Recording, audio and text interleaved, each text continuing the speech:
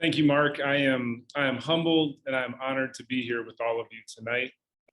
Those of you who are fans of Ted Lasso, I'm glad that you're here. I'm glad that you're curious, and look forward to our time together this evening.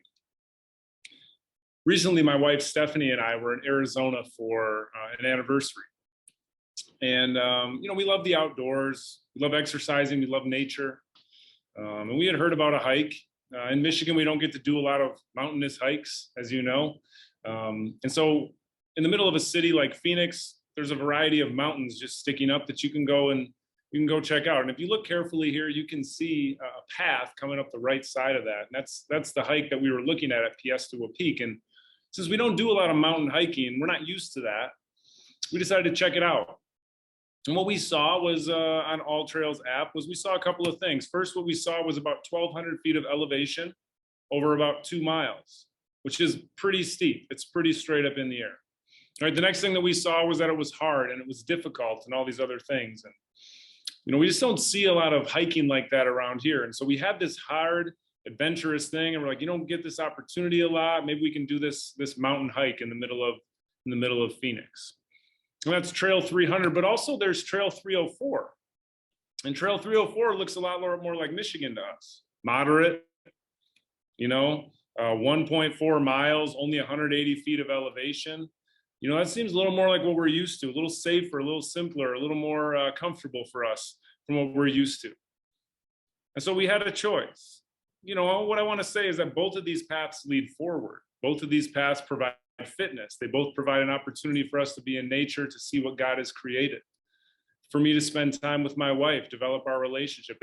They both provide this. But there was certainly a choice of if we should choose something more adventurous, harder, more challenging, or if we should choose something we're comfortable with. And I just wonder if from time to time you aren't faced with a similar situation as you parent, as you lead, as you do what you do. 5 years ago in Chicago, I was at a professional development session for athletic directors where the topic was college readiness. The speaker was describing some information that shocked me as an educator. And this 1-hour PD session presented me with one of these forks in the road. And whether I knew it or not at the time, I was presented with either following the norm, the known, the paved path, the path most traveled, which was loving kids, being an educator, helping them become academically competent in their subjects and move on to college. But he also showed me the path that led to adventure, the path on the left, the path that I never knew existed in this world. It was a path that once I started down it, I knew I could never turn from it. You see, both paths lead forward. Both paths were positive. Both paths are solid. But certainly one is less traveled and one is a little bit more difficult. As Mark mentioned, I've been an educator for 16 years, a teacher for 8, a coach in 5th through 12th grade for 17 years, 10 years an administrator, and 5 years a business owner. But most importantly, as you saw, I'm married to my wife, Stephanie, of 16 years. And I'm also the father of these 3 young kids, Sophie on the left, Abigail in the middle, they're 4, and Jacob on the right, who's 9. And I show them to you to show you that I'm a parent, but certainly I come to you today not as a parenting expert. Many of you have way more experience as a parent than I do. And when it comes to parenting kids, I need you. I need your help, your advice, your experiences, your wisdom to help me become better as a parent. Jack Nicklaus, a famous golfer, said, as soon as you figure something out about golf, be quiet, don't say anything, because as soon as you tell somebody you figured out how to drive the ball straight, you can't hit it straight anymore. I sometimes feel that way with parenting. As soon as you think you got kids figured out, or I'm a parenting expert or something like that, it's never going to go right. And so maybe what it is, maybe today is just another perspective to consider.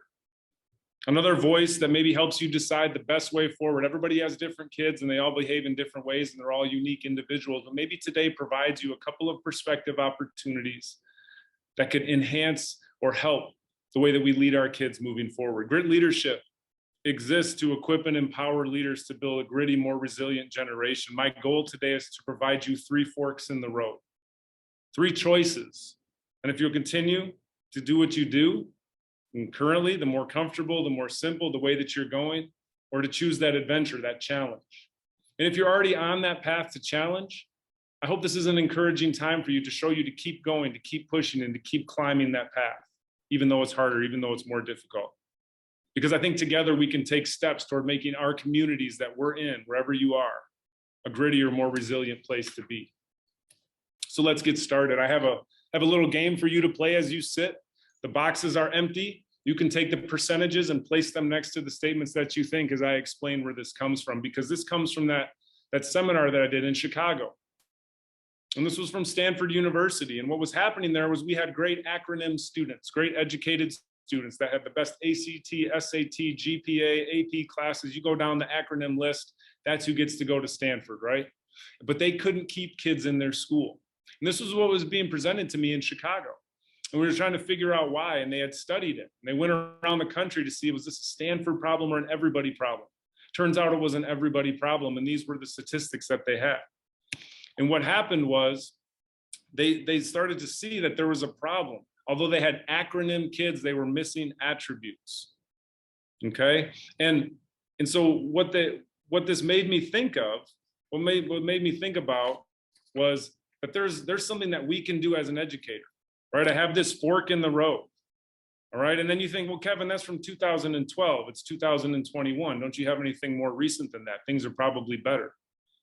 And in 2017, the book iGen came out, the internet generation, the generation we're leading and raising.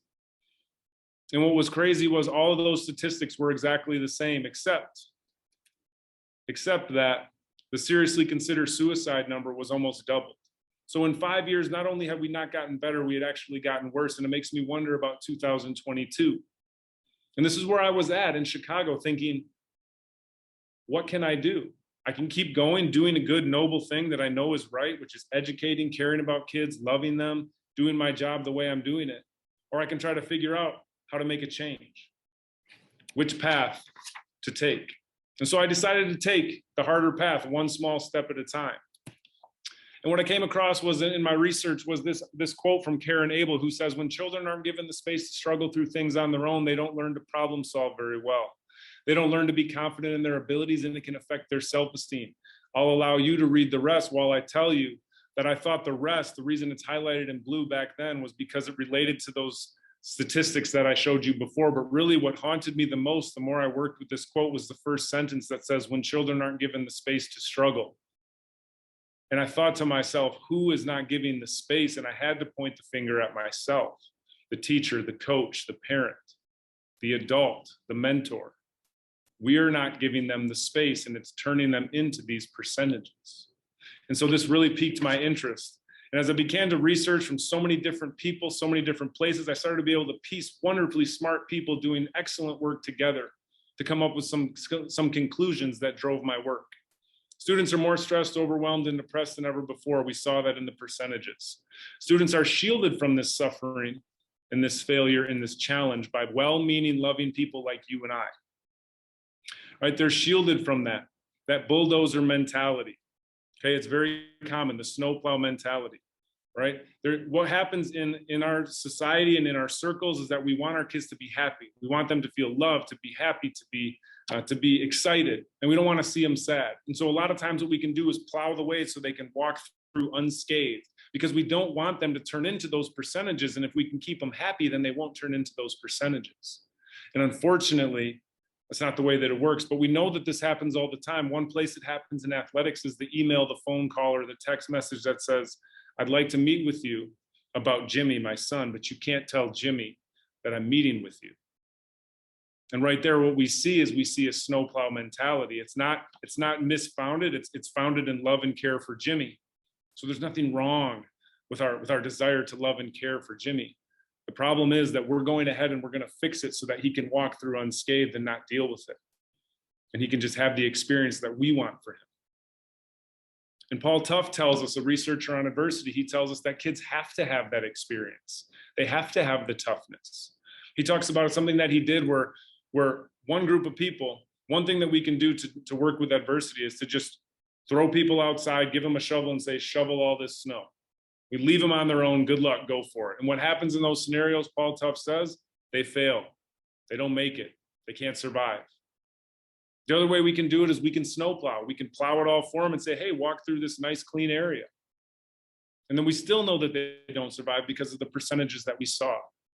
He says the only way that we as leaders, as parents, is to walk alongside them, to each grab a snow shovel, to each start shoveling, coming up with strategies together, talking to each other, working together, problem solving together, being a guide together as we shovel that snow. So that shared adversity, not letting them out of it, not letting them suffer in it. The other thing, students are entitled and obsessed with immediate results. We know this from social media. We live in a microwave society. Everything is instant and now.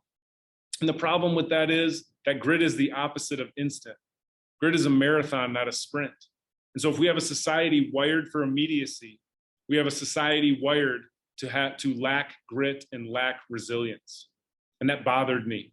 And the other thing that bothered me was as much as we were doing to make kids academically successful, they weren't making it in college, so who cares how successful they were in the books?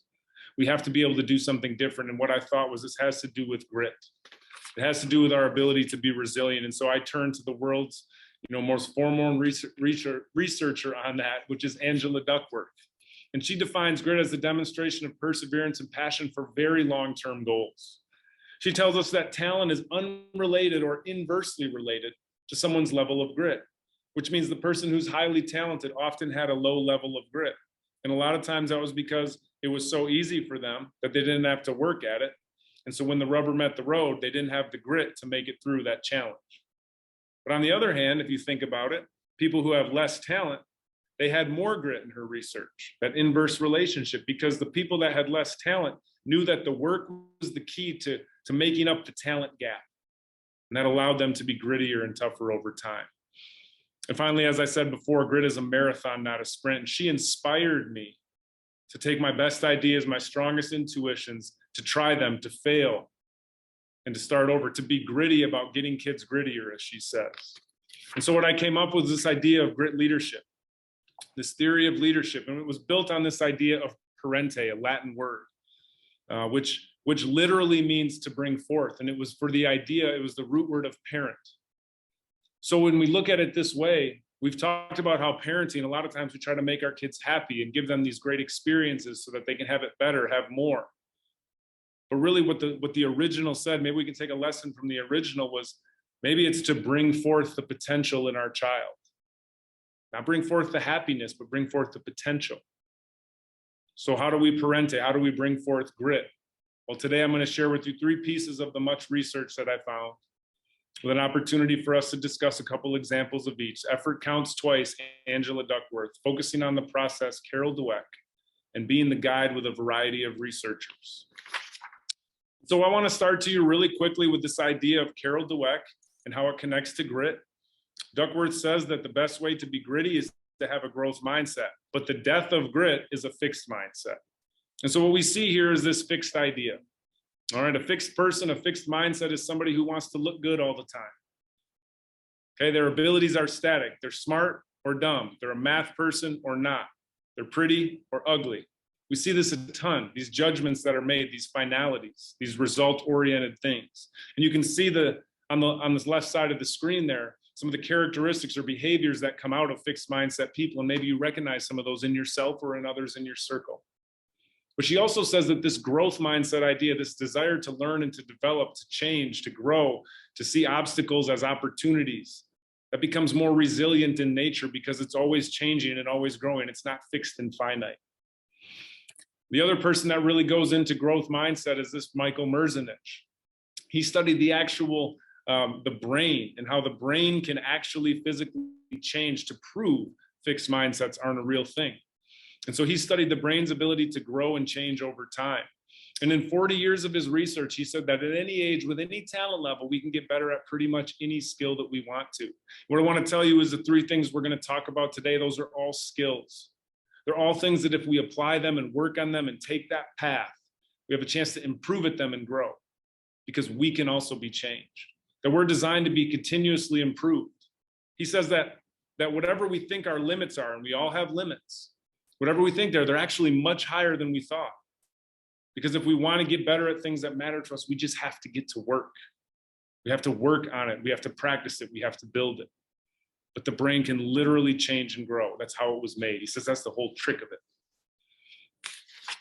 And so we go back to Angela Duckworth with grit and this idea of effort counts twice, our first piece of real research today that we're going to dive into. She says, when it comes to grit, effort is one of the most important things we can do. She says, everybody has talent. God gave us talent, and we can't control that. And we also can't control the outcomes. The only thing we can control is what's in the middle. I call it the process. She calls it effort. And so when you look at this, what you'll see is I'm going to use the classroom of athletics to kind of describe how this equation works and use this picture to paint. But you can certainly make this theater, music, drama, academics, whatever it is that makes the most sense to you and your child. You go ahead and apply that. Okay, but we're going to start with this person who she talked about as the high talent person that has less grit. And one of the reasons she says due to this idea is when someone's really talented, it's hard to convince them to work hard, especially at an early age if you have younger kids, because they're already succeeding, they're already doing better. And we often leave them alone or let them do it. And so they don't put in a ton of effort into developing their skills. And so they just don't develop skills at a very fast rate because they're already good at it. And so they don't develop those skills. But now, as we know, in a fixed mindset person, when it comes to performance, they want to look good, they want to shine. And so now they're going to put in more effort because they want to shine in front of everyone. But I'll tell you what, if they start putting that effort in and it doesn't go right, you know what happens? There's an injury, they give up, they blame other people, they don't want to listen to the coach, they make everybody see how annoyed they are that they're having to be coached or taken out of the game or whatever it may be. And that fixed mindset starts to show itself in those high talent, early success people. And so in those moments, though, they are going to try harder because they want to shine. And so their performance outcomes are going to grow. All right?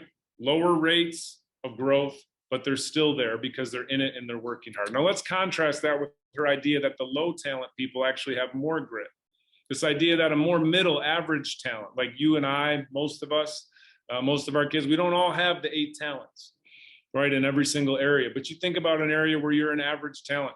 And that kid who really wants to make up that difference in the talent with his work, they're really going to get after it. This is the basketball player who's got holes cut in the fingers of his gloves to shoot outside in the cold. He's out there in the rain, in the dark, with the light on. He shovels the snow in the winter when he can't get to a gym. He shows up early at the gym. He's always watching film, doing more. Can't wait to get after it because they can't wait to show that high talent person that they belong. And so what happens when you put that kind of effort in with your talent is you're going to develop your skills at a higher rate. Now, again, they start lower. So even though they have a higher rate of growth, it's still going to take them time to reach that talent person, that higher talent person. So those skills now go into an output or a performance. And we know that if somebody practices at an 8, they don't know much less than an 8. Right? So when they go to perform, we'll conservatively give them another 8. And we can see when we do math that they're going to have a faster rate of performance. And so what I want to show you is a graph. This is the red line kid, the first kid, the high talent success kid. They start high, but as you can see, the growth over time is not nearly as drastic because they're not improving at a high rate because the effort isn't there all the time. And then we have the other person who starts a little bit lower. And again, these are undefined times and performance levels, but what I want you to see is that although they start lower, their rate of growth is faster. So eventually at some point in the future, they're going to pass the red line person. And the reason that I understand this and I know this is not because it makes sense, because it does, but it's because this research came to life for me in my life when I look back. Because you see, as a 6th, 7th, 8th, 9th, 10th, 11th, and 12th grader, I got cut from every single basketball team, AAU basketball team that I tried out for. You know, they weren't looking for the 5'7" kid who was chunky, a year young for their grade, that had size 14 shoes. They were looking for the kids that were dunking the basketball in 7th and 8th grade, those red line people that had high success early. And, you know, I got really lucky because I had a leader, which is why I talked to leaders. And his name was Greg Bruni. He was my dad. And what was great about my dad, and he didn't even know he did this because this research wasn't even out yet at the time. But he kept telling me, Kev, it doesn't matter if you make that team isn't the end. That team's just a checkpoint. He said, you need to work on your skills. You need to keep putting your time in because soon those size 14s, you're going to be 6'3". And then you're going to want to have had those skills built the whole time. So you just stick with it. You keep battling. If you love it, you keep battling. And eventually you're going to get there. And I'll tell you what, he was right. By the time I was a senior, I was 6'3". And of all those red line kids, you bet I know most of their names because they grew up in my city and I didn't get to play on teams and they did. Our team was beating their teams. All right, I was an all-state mention. Most of those kids were not. Only 4 of them went on to play college, those red line kids. I also went on to play college. And guess what? When I got to college, I got cut. If I was a red line kid, what would I say? Coach politics, right? He doesn't understand. I didn't have a good tryout. Somebody else, he had a favorite. I'd have made all the excuses to save face of why I got cut in college. But I didn't because I had a leader. I was lucky. I had a leader that taught me that the effort counted twice. And so what that was for me was just another checkpoint of I got to work harder and do more. 3 years later, I played varsity for 3 years at my college, and I left as one of the leading scorers in the college's history. And I don't tell you that to brag or tell you that I'm great. I tell you that because the research is real and it played out in my life. I understand that effort counts twice because I was lucky enough to have a leader that showed me that. But here's the thing. Some of you do have 8 talents in some place, whether it's academic, theater, music. Art. What if we can teach 8 talents that the effort counts twice too, and not let them be a red line kid? What if we can teach them that? If you've been around our school long enough, you know that we've had the privilege to watch somebody like Xavier Tillman, who's an 8 talent and understands that effort counts twice, do press conferences and play for the Memphis Grizzlies, and Dwayne Washington play for the Pacers. We've seen Kayvon Frazier play for many NFL teams. We've seen Addie Vanderweide go on and play all the way around as a freshman at Iowa, as a volleyball player, and so on and so on. And we can talk about people who have understood this, right? That they're the high talent plus. So we don't all have high talents, but we're all high talent in something. And that's our kids and that's us. And what if we could understand this? What if our kids didn't have to get lucky? What if our community didn't have to get lucky anymore? And they, like I did, and just understand that it counts twice regardless of where you start. The most important thing is not what you were born with, it's what you do with it. And that effort counts twice. So the first fork in the road that I want to present you is, we all think that's a great idea. The question is, as we start going up that path, can we be disciplined enough as parents to remember that it's about the effort, and that it's not about the accolades and the Instagram posts and all of those things that we're tempted to do. It's not about losing that game. It's about our effort, our ability, the things we can control. Can we do that in that first fork in the road? Second, part 2 of how we bring the potential out in our child. As a parent, that's our goal. Bring forth the most potential in our child.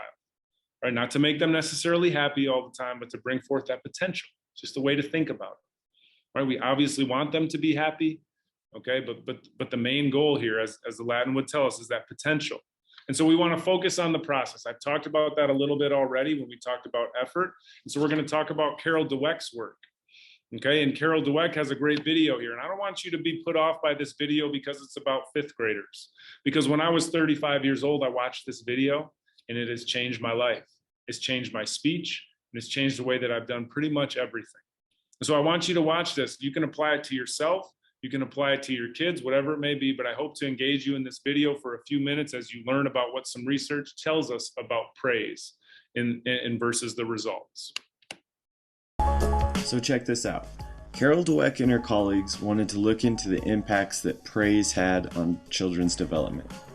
So what they did is they took over 400 5th grade students from all across the nation, and they did a really simple yet interesting study.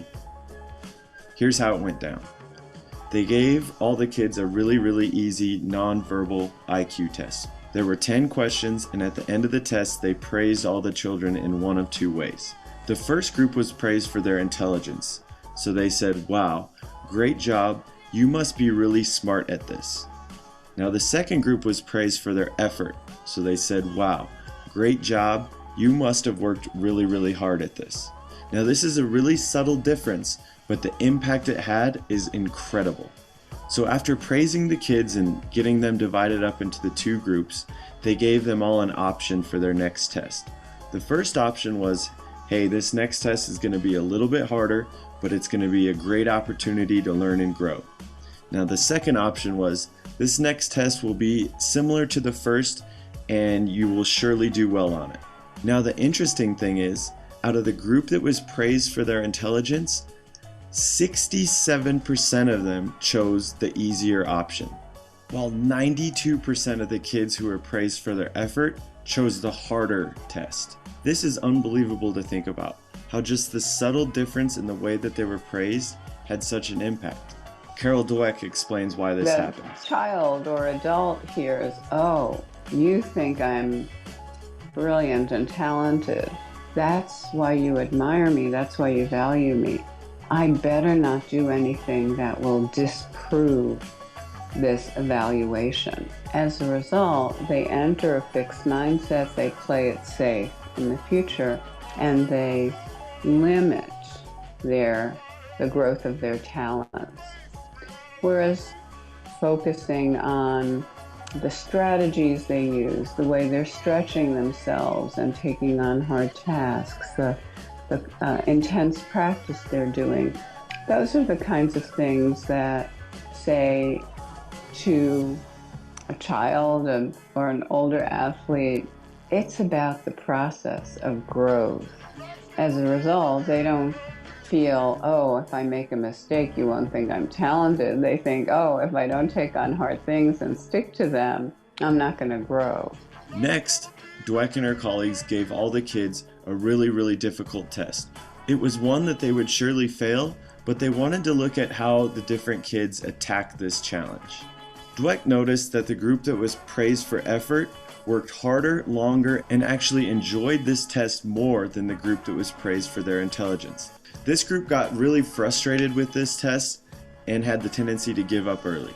After this artificially induced failure round, all of the kids were given a third and final test. Now, this test was the same level of difficulty as the first one, but check out the results. The group that was praised for their intelligence actually did worse on this test than the first one. Their average score actually dropped by 20%, while the group that was praised for their effort did significantly better, raising their average score by nearly 30%. This is a 50% difference in performance that was caused by a few subtle differences in the way that they were praised. This study shows how praise can either make or break a child's development. I mean, we all do it. We all want to be positive with the children we work with, so teachers, coaches, parents are always looking for ways to support their kids and tend to praise them quite a bit.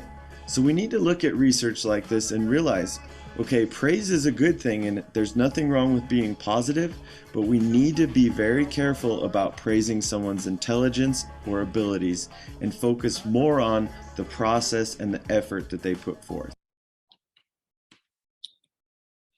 So well-meaning, loving people are accidentally praising the results. And we're ensuring that kids have a fixed mindset. I'm sure you saw some of those characteristics we were talking about earlier. And again, this is not to knock us. I was doing this wrong my entire life. People did this to me this way my entire life. And I'm a well-meaning, loving person who cares about my kids, cares about the people I coach, cared about my students, and I was still doing this. And what I was doing was messing with the subconscious, praising that result. And the way she explained it in a deeper thought was that it's like a math problem done quickly. So for example, in a classroom, if someone's doing a 1 through 33 assignment and all the students are doing that, and the teacher's job is, she wants to go around and be positive with everyone. And so she sees somebody in the front row do the first 7 problems really quickly. And she goes, oh, you're so smart. You're so fast at this. Keep it up. Which is great. It's a nice thing. It's really positive. But again, the subconscious, which we cannot control, is saying, I'm smart because I did it fast and I have to keep that up. And now what's crazy is we know that it gets harder, right? And we also know that smart doesn't mean fast. Smart means correct. And so although we know all those things and we're trying to be positive, one simple comment is changing the brain's way that they're seeing this. And then later she sees the teacher laughing, high-fiving kids as it's further on when she's stuck in the middle of that assignment. And now she's thinking like, I'm not fast anymore. Am I not smart? How come they're getting the praise? Is the teacher going to think that I'm dumb now? And you start to hear the percentages going through that child's head that we talked about in the beginning, all because we tried to be positive with those that we were leading. And so when I show this chart, it's something I want you to look at. I'm going to explain it. But the first thing I always try to point out is that the results based on the left, They're short, they're sweet, they're positive, they feel good, right? We want to be positive. This is a common way to do it, and we do this all the time. The process ones on the right are a lot harder. They're more difficult to build. They have different focus in their sentence, right? They're about virtues, they're about attitudes, they're about things that can be controlled, right? And so we see those things. So what I want to show you is this first one. My daughters, they love art. They love doing all these things at home, making projects and all this stuff. And they come up to me all the time looking for positive reinforcement. Daddy, look what I made. Look at this. And in that moment, I just want to be positive with them and encourage them to keep doing it and keep making. And I'll say, like, oh, I could say things like, oh, that's amazing. But you're such a good artist. It's beautiful. Those things may be true, but they're also result oriented. So subconsciously, she's getting the feedback that daddy loves this because it's perfect, because it's beautiful, because I'm a great artist. And what if I can't keep up with that? So maybe instead I could say, oh, this is so creative. I can tell that you worked hard on that you really tried hard to stay within the lines, that you really spent time picking out your colors. Because really what I want them to do over time is I want them to know that it's important to work hard, to be creative, to be careful, to not rush, to do your best. And so I can say those things, right? And I can accidentally say, oh, that is so beautiful. And it's beautiful because it's so creative. I can tell that you worked hard on it. So I can even catch myself, the skill building of catching myself in the result-oriented area and then describing why I said that. That description is often the process side of things. The second one, my son is 9 years old. He's learning to play golf. He's not like the Tiger Woods prodigy. He didn't hit 250 golf balls when he's 3 years old and he's already, killing it. He's just learning the game, and it's hard for him. And sometimes we'll be out hitting and he'll be hitting it bad. And he'll say to me, Dad, why am I bad at golf? Am I bad at golf? Why is this so hard for me? And all I want to say to him to keep him encouraged is, no, you're not bad at golf. You're great, buddy. You're so good. Just keep at it. And so what I'm doing there is I'm doing two things. Number one, I'm lying to him because he's not great and he's not good. I don't say that to be me, and I say it to be true. He's not good. Why am I going to tell him he's good? Right? But the second thing is I'm talking about his result. So I'm giving him a false recognition of his greatness in a result-oriented fashion. That's a double whammy, right? Maybe what I could do is I could say, hey, Jake, it is a hard game, but you're improving every day. And the more that you practice, the better you're going to get, as Merzenich rings in my ears, right? The more you work at it, the more time you spend keeping your head down, doing these things, the better you're going to get at it. And I always tell them, I don't care about if you're better or worse than somebody else. I care about your best effort and that you're doing your best. And it's just a little phrase that we have between us that says, what does Daddy care about? He says, Daddy cares about doing my best. And it's about the process and about the effort and the controllable. And so that's an example. And the third example there gets back to home for me. Dr. Sarah Schnichter out of Baylor University talks about virtues that leaders can create in those that they lead. She did some amazing studies on this. And one of the things that she found was that a leader who's a result-oriented, win-at-all-costs kind of person, although they're trying to be positive with people and get positive outcomes, like most of us well-meaning, loving leaders, they're more focused on the result. And unfortunately, she found that in that scenario, when that's the type of leader that's existing, whether that's a parent, a coach, whoever, the main virtues that come out of that sort of leadership are lie, steal, and cheat. It's amazing to think that that's what comes out of that sort of leadership when we focus on the result. And I'll tell you what, I guarantee you those coaches weren't trying to be negative and make anybody a liar, a stealer, or a cheater. Just like me when I grew up, I was pretty good in school. And my parents tried to be positive, say, Kev, you're so smart. You're so smart. Keep at it. Keep that GPA up. Oh, no, you can get it because you're smart. I didn't want to let them down because I didn't want to stop getting their praise. And my teachers didn't want to make me a cheater. Oh, Kev, you can do better than this because you're smart. You're the kind of kid that has a high GPA. Like, you can keep this up and we're going to push you. And I didn't want to let them down. And so you know what I got really good at? I got really good at writing stuff on my hand so I could remember vocab words. I got really good at writing papers that I would put up my sleeve. I got really good at writing formulas on my desk in pencil that I could wipe off with my sweat. I also got really good at not being okay for the test and maybe missing the day or something like that, where then I could say to my classmate, hey, what was on that test? So that I could study more effectively and get that grade and keep that mark. Now, again, I'm fine now. I'm here today. I made it. Certainly that's not what people wanted for me. No teacher here wanted that. No parent wanted that for me. But that's what came out because it was accidentally trying to be positive with me, a result-oriented thing. And so instead, maybe it's, hey, it's great to see your hard work pay off in a score like that. Or man, you worked hard on that, but you didn't get the results you wanted. What do you think you could do differently next time? And all of a sudden, we're talking about those descriptive things, which are more process-oriented about that, what we can control.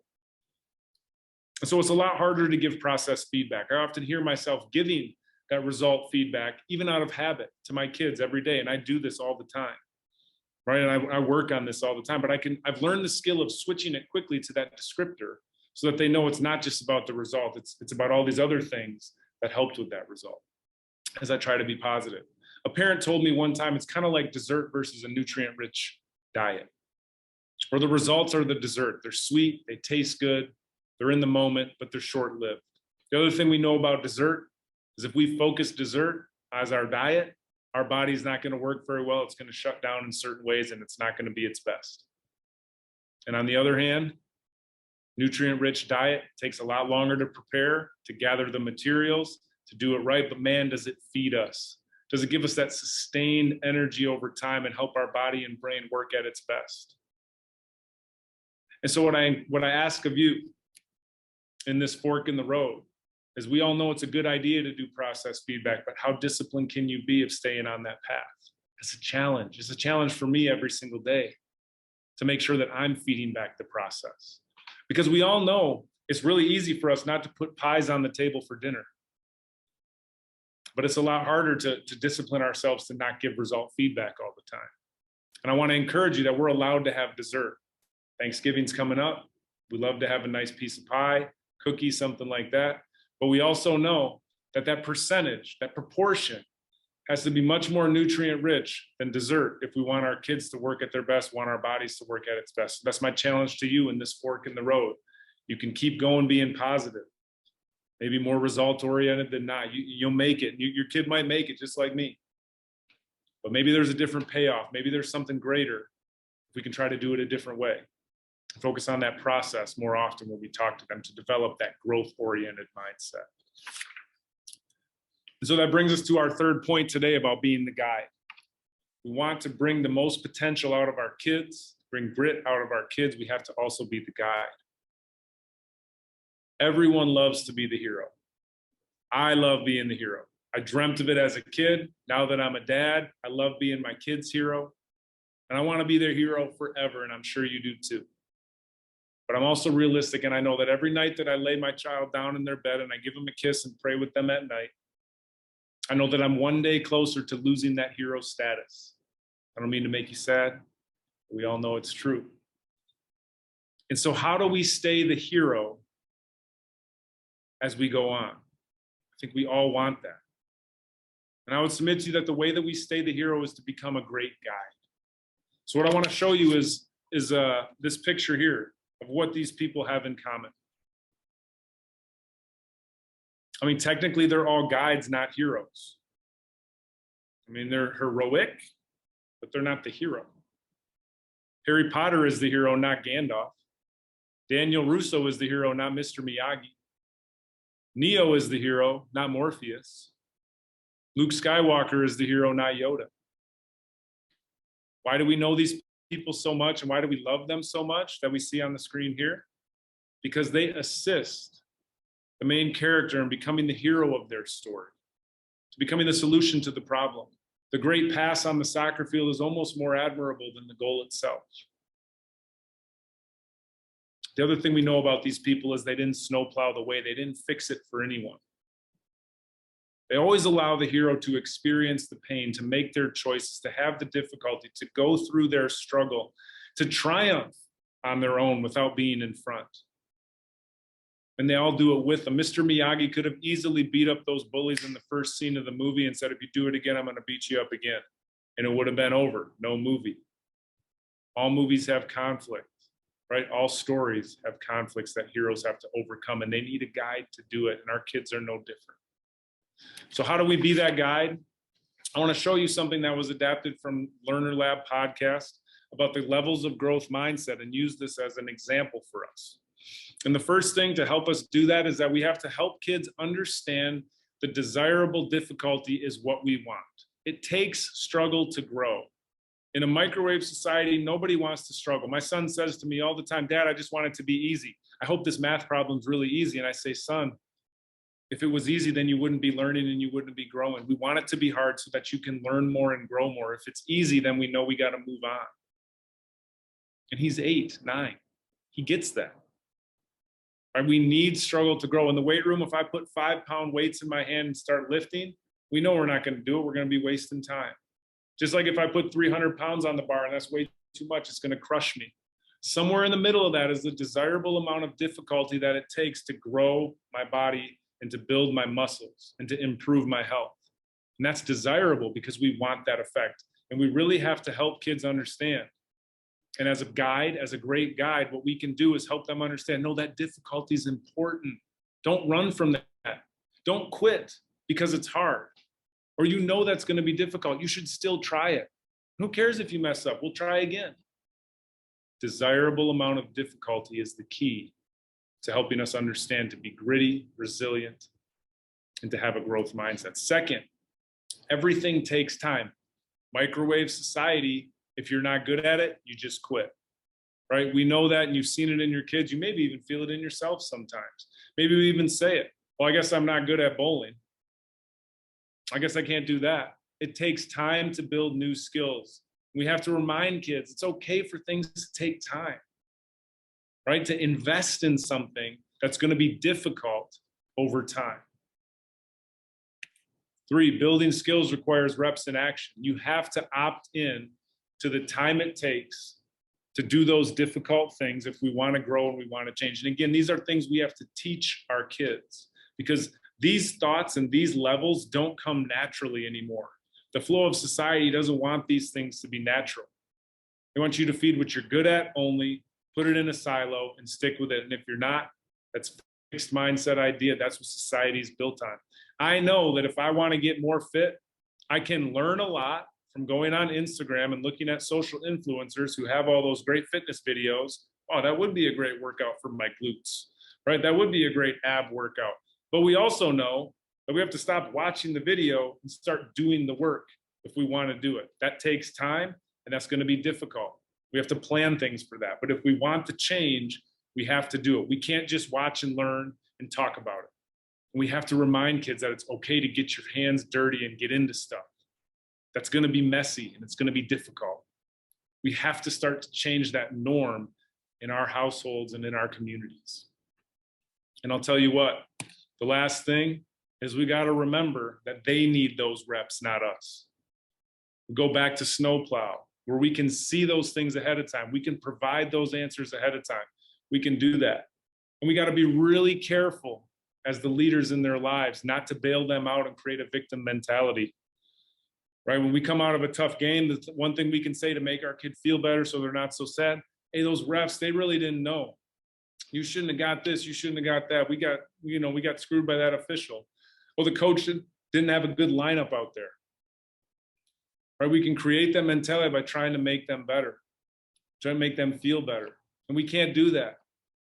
We have to allow them to sit in that desirable struggle for a little bit of time. Right? We have to allow them in there and let them opt into that. And we can't fix it for them, because that's not what great guides do. No guide in any of these situations fixed it for the hero.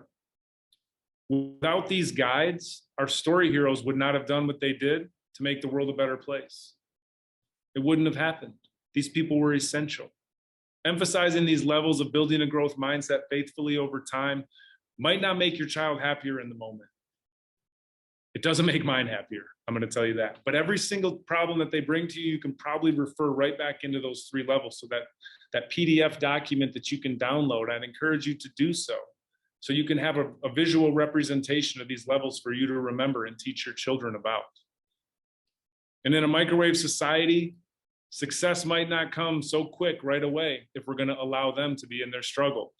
Like I said, Miyagi could have fixed it, but he let Daniel go through this whole series of events to get to that point. He didn't do it for him. But because they do that, we give them the chance at the big payoff, the chance to become the best, most resilient version of themselves. You know, we see these people as heroes, really. When I put this up, you probably saw them or thought of them as heroes. They are heroic, and truly they are heroes. If you're the guide faithfully for long enough, you become the hero. And what a great sense of calm that gives me as a parent to know that although I'm not going to be the hero anymore, I can still be the guide long enough and faithfully enough that they'll see me that way. And that's all I can ask. Jeff Mannion, the pastor at Ada Bible Church, says doing small things faithfully over time is the big thing. These guides are heroic because they do these things over time and empower their hero to take control of their story. If we want to stay the hero to our kids, we have to become the guide. It's going to be hard to be next to them when we're used to being in front of them, trying to make them happy and protecting them. I submit that the difficulty of leading them to this place next to them is a difficulty that's desired. And so when we went hiking, we chose the vertical path, the difficult path. And we were super motivated. We were excited. Wow, this is great, challenging, fun. But soon, we kept coming around the corner and seeing this.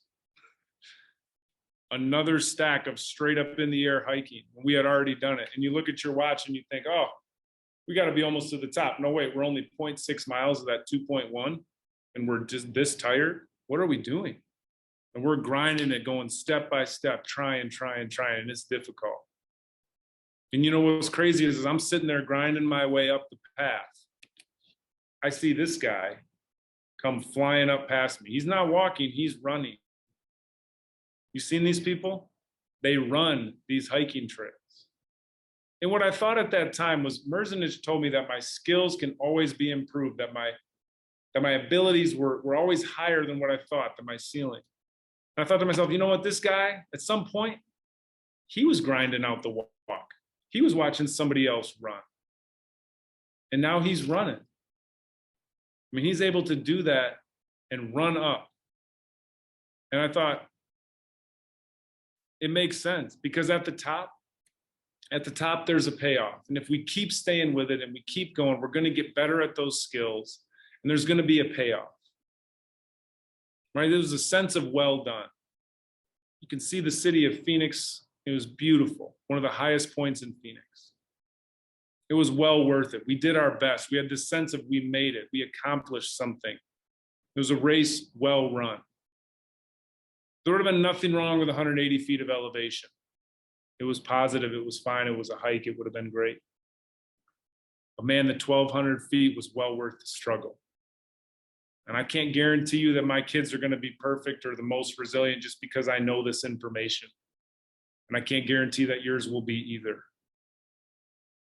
But I know that I want to go through the struggle it will take for me to lead in this way. So there's a chance at the big payoff. Because if I can give them the best chance to bring forth their potential, I feel like that's the job well done.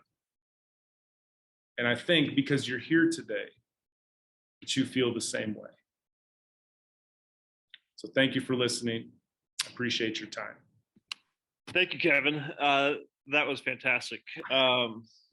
Before we jump in, I want to invite folks to be able to leave questions. Again, if you're watching on Zoom, there's a Q&A button you can leave a question at. If you're watching on Facebook Live, feel free to leave one in the comments section, and we'll make sure to see that as well. While folks might be leaving questions there, one thing that came to my mind hearing and listening to you, Kevin, was the story of Jesus, right? He brings alongside of him these students, these apprentices, these disciples. And for a while they watch Jesus do these hard things. But then he begins to kind of like send them out, and giving them hardships to experience. And so the feeding of the 5,000, he actually equips them to go and say, hey, go look for food. And they come gathering these loaves and fish. And then he sends out disciples again, the 70 in pairs, to do the hard work, right? To cast out these demons. So he's equipped them. He's walking alongside of them. But then he needs to let them go to do the hard work. So that's one of the images that came to my mind in terms of discipleship as well, right? This is, you talk about the parenting, you talk about the coaching, you talk about the classroom. This is the work of discipleship, what you're talking about, right? So I really deeply appreciate that as well. One question that's coming here. Let me take a look here. So here's one question that's coming. What's at stake? And I think you've hinted at this, but what's at stake if we don't learn from this work and that nothing changes and that we continue to proceed kind of as normal, status quo? What's at stake? I think it's a good question. I think that, the first thing I would say is we can look back at those percentages that have consistently gotten worse and know that if we let the flow of society occur the way that it is, it's certainly not going to get better. And really, it's much more of a roll of the dice of how our child's going to accept it and move forward. And I know that when it comes to a roll of the dice, I certainly don't want my children to try to find a different place to figure out the answers to it. I want them to be able to come to me. I want them to come to the guide. I want to be able to feed them before they're even thinking about it, before they're even conscious of what they're listening to have a way to think about life that gives them the opportunity to see it as an opportunity to grow and all failures to be that way. So what's at stake? I guess you can roll the dice and find out. We've seen 8% to 16% considering suicide. I don't know where that number is today, but certain research will come out about it. We've seen these percentages not get better. I watch it every day in our school, and I watch it every day around listening to my friends and other things like that. And, it's out there and it's real. So what's at stake? I guess the norm. I would say we have an opportunity to change that norm. And I look at it more as like, what opportunity do we have to make a difference? Then if we don't do it, what can we get away with? If that makes sense. Yeah, that's good. Another question came in here. It says this: how can I encourage my daughter who needs more time to process new information? So she really freezes up on the spot and doesn't always comprehend new material right away enough to repeat it back. So the question is, how can I encourage my daughter who needs that time to process new information? Oh man, this is my daily life at my house. My son has autism, and so he has a struggle with processing in general and picking up on things quickly and naturally. And so really the thing that we do with him is we try to keep piping in and say, hey, do you remember this? Or, hey, I know that this was a challenge for you, but that's okay. The challenge was good. Let's keep staying at it. Let's go after it, and just kind of reinforcing that we're in it with him as his guide, right? We don't want to get frustrated with him. We don't want to get angry with him because, for him, the way that he was made, and everybody's made differently, those challenges are all different. And the way that we can make sure we alienate ourselves as a guide is to be frustrated and angry. And so it's really tough for us. I'm not going to lie about that, but it's really tough for us to constantly have that patience with him, to constantly reinforce the importance of, I know that's hard for you. I know that was a lot of information. Let's find a strategy of how to write that down. That last strategy you didn't work very well. Maybe we could find a different strategy. What do you think might work better? And try to stick with those possibilities of what we can do differently and more as those failures continue to come in of understanding and processing well. That would be my encouragement, is to keep finding a way to stick with those controllable things and start solving the problems together, and not giving up or being frustrated. Good. Yeah, thanks. Another one from Zoom. At what point do we stop encouraging their growth and allow them to move to the next thing? I don't know that I would ever stop encouraging their growth. I know that certainly for me, every single day I get challenged and I try to grow in the work that I do. And And I think that it's really important for us to constantly be guiding and pushing with high expectations for kids. They need to move on to the next thing, and we can encourage them to do so. But what I think is really important is that we never stop trying to grow. We've never arrived. We've never made it. We've never done enough, right? And I don't mean that in a way like you have to always stop and you can never enjoy. What I mean is we can always be improved, as Merzenich said. We can always get a little bit better, that our ceiling is a little bit higher. And so if it's talking about sports, when we're talking about growth in volleyball, but there's really no talent or ability there that's going to make it in the long run, this is something that Mr. Hirama and I talk about all the time, is how do we reposition that energy to be a part of something and to grow at something into something that might fit a little bit more their skill set. So at some point, we have to have realistic talks with students and kids and say, hey, what about this? I know this is the outlook of where we're going here, and we want you to continue to grow because you love it. But also, I want you to think about, if that wasn't to happen, where would you go? And how do we position you for success? And this is something we deal with in athletics all the time, and it's a really important thing. So I'm not sure if it was an athletics idea, but that's certainly a place where I can see that playing out. I've got a question from Facebook about additional resources. So the question is, do you know of any grit-focused resources, books, curriculum for younger kids that we can send, that you might point us to? I know that you do have a handout that is available on the website, and we can send those things out as well. But any that you want to draw our attention to? Well, I think that I don't know of much about in the way of curriculum. You know, that's not something that I know much about because there isn't much out there for it. There aren't a ton of people trying to build these theories and ideas. You know, the website that I have is under construction now because we're reformatting it. There'll be a ton of resources, videos, ideas, materials on there, and we'll certainly get that to everybody. But it's not the only place to go. One great place is the Learner Lab. It's not focused on grit development as much as it's focused on being a great learner. And Trevor Reagan is someone who I get a lot of my material from, somebody who I think is really smart and does great research and amplifies great research. And he does it in a digestible way. So if I was going to promote one place, I would tell you to go to the Learner Lab because they have great podcasts, videos, all kinds of stuff, little articles that can be read in a digestible format for all sorts of different ages of people. And I certainly learn a lot from that website. Trevor Reagan and his group do a great job over there. Great. Well, Kevin, I think our time is up. Thank you for those who've submitted questions. This has been a wonderful evening of digging into, I think, a very important topic. I hope you've all enjoyed it as well as left with some things to put into practice. We, as Kevin just mentioned here, will be posting additional resources in a recording of tonight's presentation on our school's Growing Deeper website. You can find that at grcs.org/growing deeper.